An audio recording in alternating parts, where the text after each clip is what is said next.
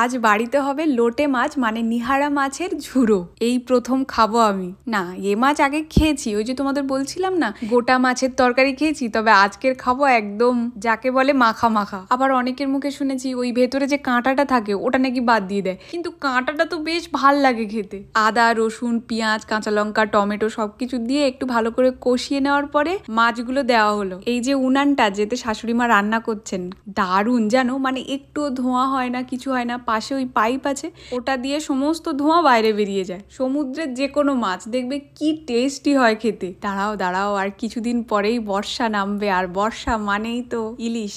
যতই কাঁটা হোক খেতে কিন্তু হবেই। আবার চারিদিকে ইলিশ উৎসব, উফ, আমেজটাই আলাদা। দেখো গোটা মাছের ঝাল খেয়েছি, মানে যেটা ওই শুকনো শুকনো থাকে, এটার সঙ্গে যে ওটা খুব একটা পার্থক্য তা নয়। দুটো তরকারি খেতে প্রায় সেম। তোমরাও বানাও। চলো সবাই ভালো থাকো, সুস্থ থাকো। আজকে তাহলে আসি, দেখা হচ্ছে কাল।